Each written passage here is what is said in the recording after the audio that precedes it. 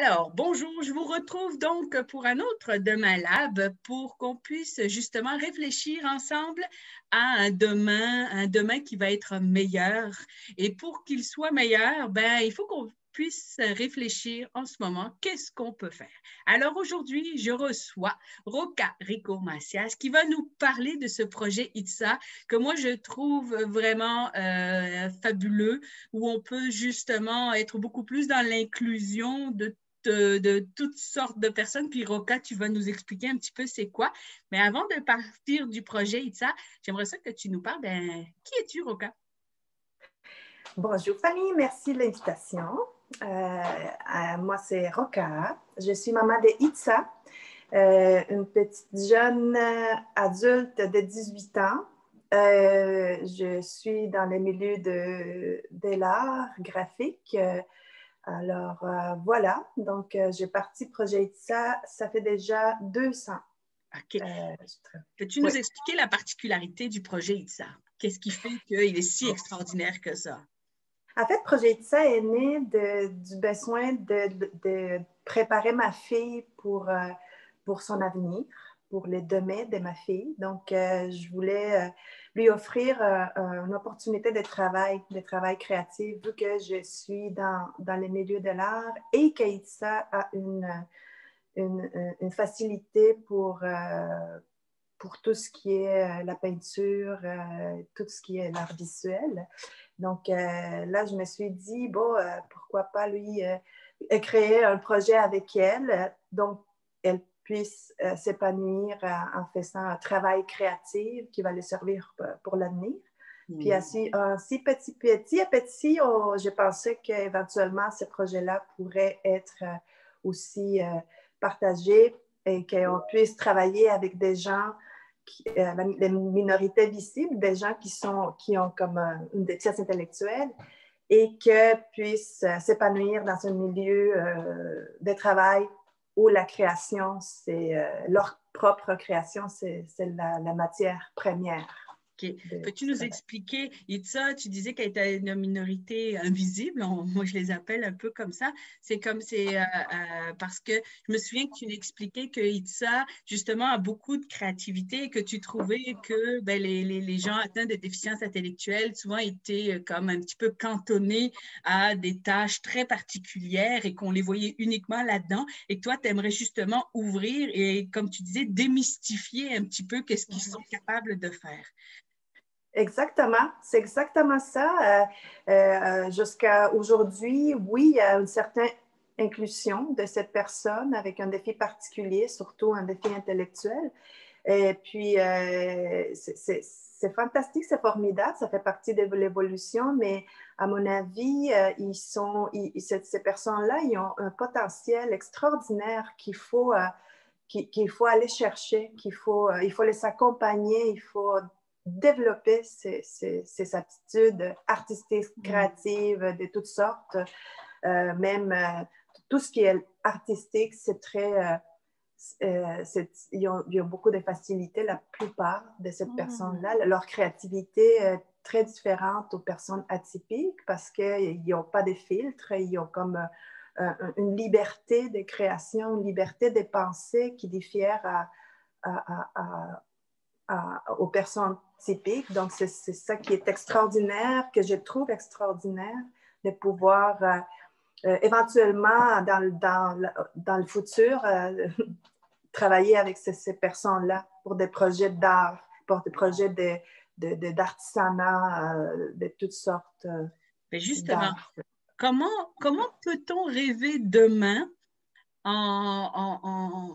on va dire, comment peut-on rêver demain avec justement cette particularité, cette découverte que tu voudrais nous faire partager par rapport à la déficience intellectuelle? Comment peut-on rêver demain? Ce que je rêve, c'est demain, avec Projet ITSA, c'est justement cette complicité artistique avec des personnes typiques et des personnes atypiques. Cette complicité pourrait faire en sorte de réaliser des projets extraordinaires, des projets très d'une beauté très particulière. Donc, oui, je rêve que la participation des personnes avec une déficience intellectuelle et des personnes créateurs avec un développement atypique puissent se consolider, puissent s'émerger pour faire des choses dans les niveaux de la création, de l'art, de l'artisanat. Donc, ce que j'entends, c'est que tu aimerais même faire des rencontres avec des Oui. gens en déficience intellectuelle, donc que tu appelles atypiques, avec des gens typiques pour que justement il y ait cette rencontre, on va dire, de créativité ou de pensée complètement différente qui puissent se rencontrer et peut-être co-créer quelque chose complètement différent. Oui, c'est ça. Puis partager leur vision Okay. du travail et leur vision de la vie, en fait. C'est ça, comme on fait de brainstorming avec, dans une table, faire des brainstorming avec différentes personnalités et tout. Bon, ben, faire ce genre d'exercice de brainstorming avec des personnes qui vivent avec une déficience intellectuelle et des personnes qui sont typiques, qui font un travail artistique. Des Puis peintres, des architectes. comment ça se passe avec Itza justement pour que elle développe, on va dire, sa créativité? Comment tu accompagnes Itza pour qu'elle exprime sa créativité? Et je te dirais aussi une autre question, comment tu as vu que Itza avait une créativité différente? Qu'est-ce qui fait selon toi qu'elle a une vision différente des choses? En fait, c'est ce que j'ai trouvé depuis que tout petit, c'est que le fait de faire des bricolages, le fait de s'asseoir avec ses crayons, avec les couleurs, il y avait beaucoup de sérénité. Et puis, elle se sentait fière d'elle. Elle sentait qu'elle faisait bien les choses.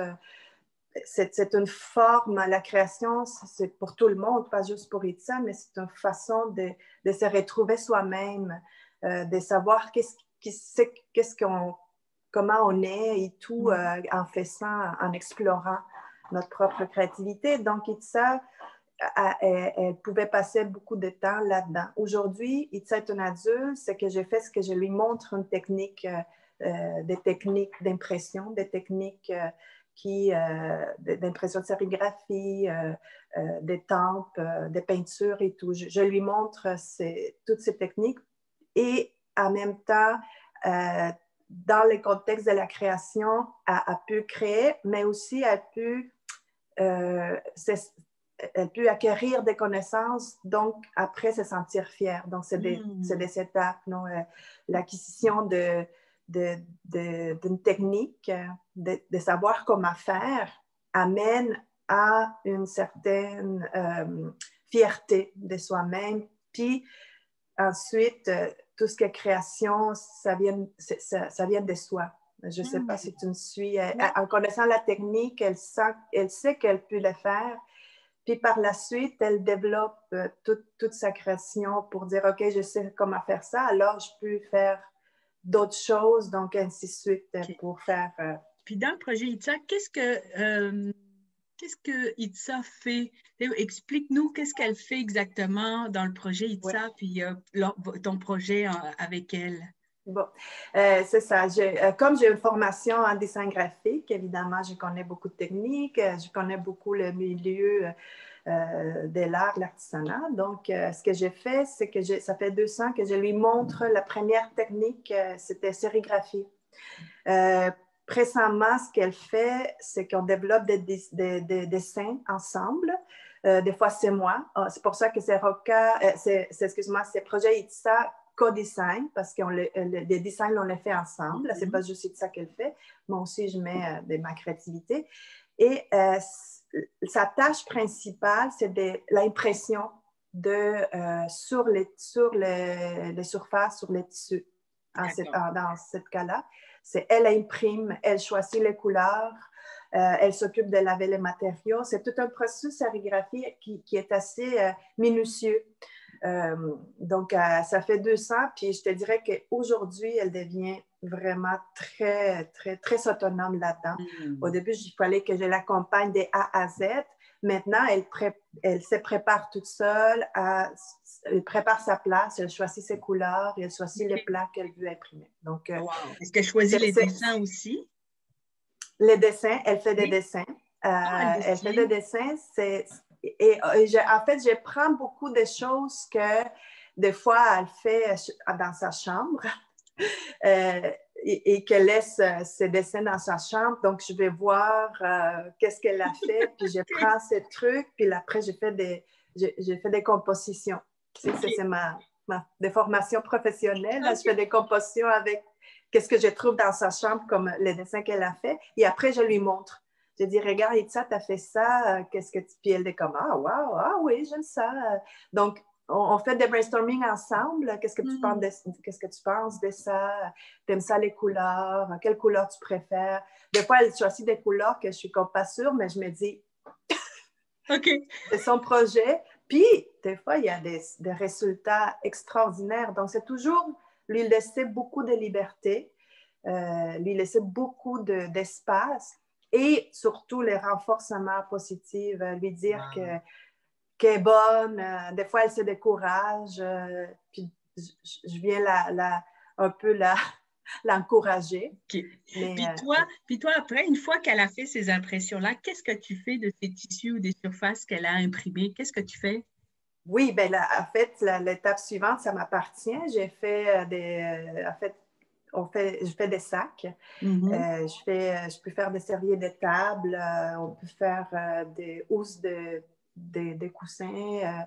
On a beaucoup de projets. On a des poches, des cache-pots pour une entreprise qui nous a contactés, des cache-pots, des plantes. Donc, oui, je contacte tranquillement des gens pour montrer le travail. La réponse des gens, c'est vraiment fantastique. Wow. Donc, oui, on pourrait être très, très s'occuper. Éventuellement, demain, on aimerait ça avoir des gens qui puissent venir travailler avec nous et surtout, évidemment, des gens qui ont une déficience intellectuelle. On a déjà fait l'expérience avec une de ses copines, ça a très bien été, mais je me rends compte que ça, en technique, elle est devenue très, très bonne.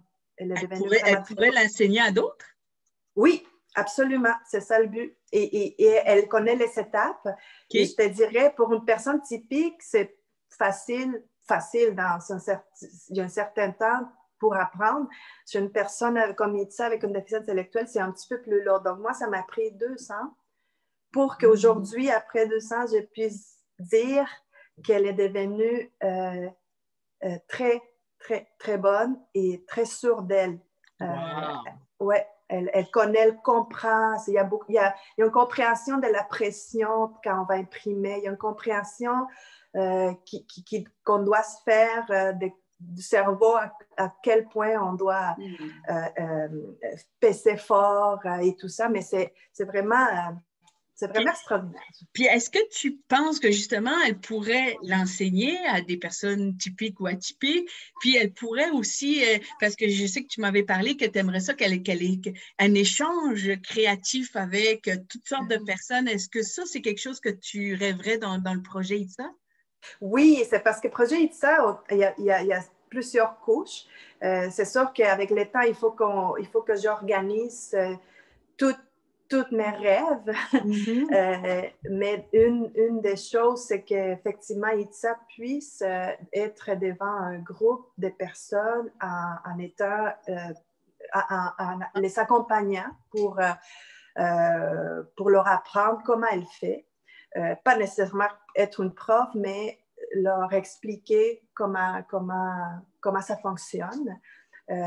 Puis, une défi de ça aussi, c'est la communication, sa parole et tout. Et ça c'est un grand défi parce qu'elle a une déficience intellectuelle, mais elle a une dysphasie aussi au niveau de la parole. Donc, ça l'empêche de bien prononcer des mots.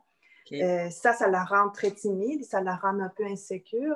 Mais dans le projet ITSA, justement, le fait de la mettre devant des gens et qu'elle doit parler, qu'elle doit expliquer, c'est un défi que je me remettrai en place pour elle-même, pour qu'elle puisse s'épanouir aussi au niveau de la communication. Le projet ITSA, il n'y a que des avantages. Wow. Et pour ITSA et pour des autres personnes qui ont une déficience intellectuelle.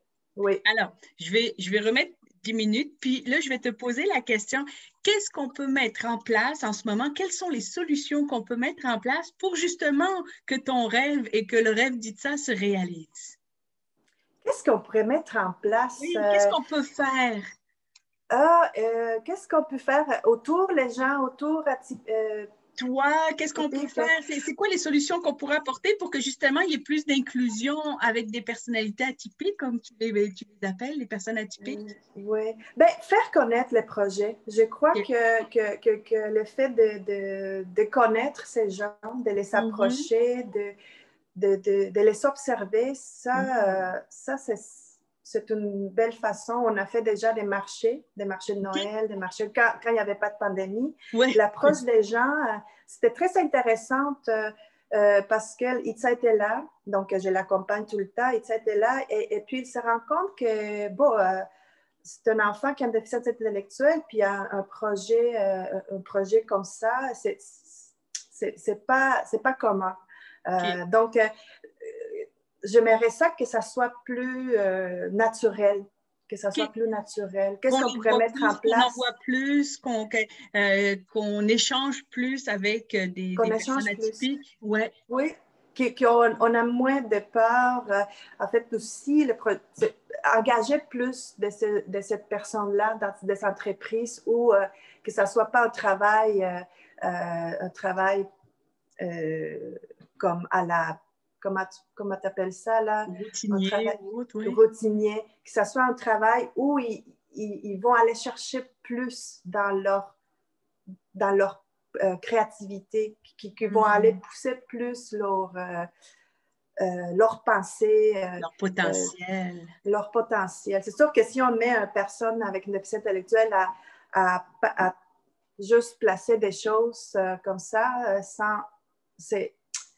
c'est parfait avoir un job, mais si on les mettrait à réfléchir sur leur environnement, à réfléchir sur leur entourage, sont capables de réfléchir, d'avoir une réflexion de ce qui les entoure, avoir une participation intellectuelle de ce qu'eux ils pensent par rapport aux certaines choses. Et c'est ça qui est très intéressant. Et je sais que tu mentionnais que quand on peut commander tes sacs, hein, c'est des sacs d'épicerie, des sacs à main, toutes sortes de choses, de sacs, des masques et tout ça. Et tu disais que quand il y a des envois, que tu as même accompagné Itza pour qu'elle fasse elle-même l'envoi, qu'elle puisse aller à la poste, qu'elle puisse avoir une autonomie pour faire ça. Donc là aussi, donc elle sort un peu de sa zone de confort là aussi. Exactement.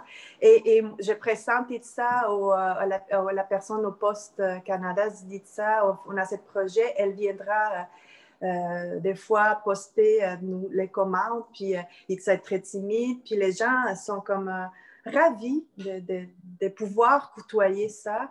Et puis, qu'est-ce qu'on devrait mettre en place aussi, c'est beaucoup d'aider ces gens-là dans le sens que s'ils les trouvent toutes seules, moi, c'est une de mes craintes, c'est qu'ils soit à un moment donné toute seule quelque part, puis elle puisse avoir un certain moment de panique, puis juste aller vers eux, leur demander qu'est-ce qu'ils ont, leur porter à aide sans avoir crainte.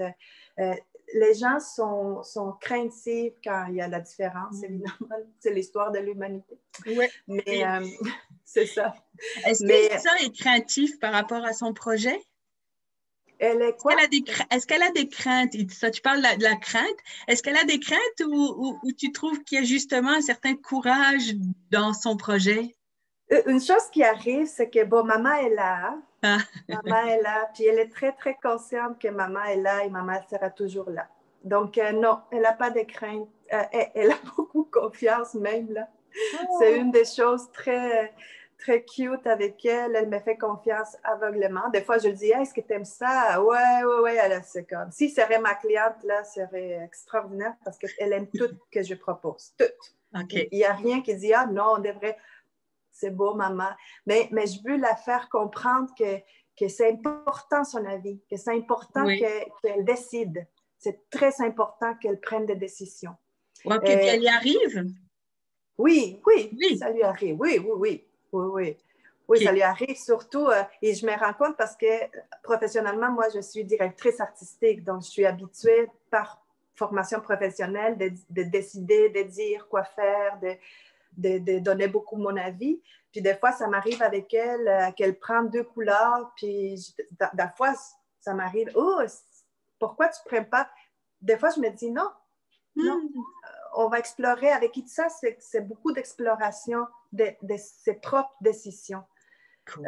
Donc, ça prend plus de temps que travailler avec une personne typique, évidemment, mais ce temps-là est très important de le prendre. C'est très précieux. Ce que j'entends, effectivement, Roca, c'est que toi aussi, tu apprends. Tu te dis, et puis après, oh non, on va laisser. Donc, il y a comme aussi un apprentissage que toi, tu fais dans peut-être tes décisions que tu prends, puis tu te dis, ben, on va laisser faire, puis on va voir quels sont les résultats. Quels sont les résultats? Puis c'est ça, et quand on finit le projet, quand on finit une œuvre, finalement, je me dis, c'est extraordinaire. C'est comme, vraiment, là, leur vision, c'est complètement différent. Elle peut mettre un tissu blanc et aller chercher une peinture blanche. Puis là, je me dis, comme personne typique, je me dis, oh, ça marche pas. Mais une fois qu'elle est faite, c'est comme, why not? Il y a des petits reflets, puis j'ai dit, ça, regarde, c'est vrai que ça sort bien. Il y a beaucoup d'exploration, beaucoup. Donc, c'est ça que je voudrais faire avec d'autres personnes plus qu'Itza. Maintenant, c'est juste elle et moi. C'est une question de budget parce qu'on n'a pas assez de volume et parce que j'ai un emploi à côté qui me prend beaucoup de temps. Donc, c'est vraiment intéressant de vous permettre, donc une des solutions aussi, j'aime ça, c'est se permettre d'explorer.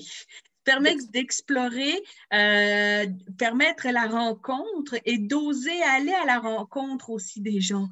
C'est vraiment intéressant de voir comment peut-être un projet et tout ça, là, comment permettre cette rencontre-là. Puis je me permets une question, est-ce que vous avez pensé toutes les deux à une rencontre, puisqu'en ce moment, on est dans le mode virtuel. Est-ce que tu as pensé à une rencontre virtuelle d'autres personnes? Oui, éventuellement, ça serait intéressant, mais le seul défi, le défi, comme je t'explique, dit ça, c'est beaucoup sa communication, la façon qu'elle veut exprimer, c'est complexe. Parce qu'elle ne parle pas fort, puis ça, c'est un grand défi pour elle, mais justement, le projet, c'est pour l'amener à ça, pour l'amener à lui dire que la discipline du travail aussi, c'est d'avoir une relation avec les autres, d'avoir beaucoup de communication avec les gens. Ça fait partie du projet, cette discipline. Mais éventuellement, oui, mais ça tout, il faut qu'on le travaille. C'est pas immédiat, c'est pas quelque chose qu'on dit, ah, demain on va le faire. Si je veux qu'Itza fasse des rencontres virtuelles, il faut la préparer. Il faut la préparer. C'est pas aujourd'hui, ce soir que je lui dis l'heure du souper, puis demain on le fait. C'est toute une préparation et c'est par étapes. C'est l'amener tranquillement par étapes, puis expliquer les pourquoi et tout. Et depuis que vous avez ce projet-là ensemble, est-ce que tu vois l'évolution d'Itza? Oh, ouais. Oh oui, c'est dans quel incroyable. sens? Oui. Je vois une évolution. En fait, le fait qu'elle sait qu'un travail va l'amener à l'autonomie. Avec des personnes qui ont des déficits intellectuels, l'autonomie est c'est quelque chose de complexe, c'est quelque chose même des fois très difficile dans la société que l'on vit parce que c'est pas partout qu'on engage ces genres de personnes.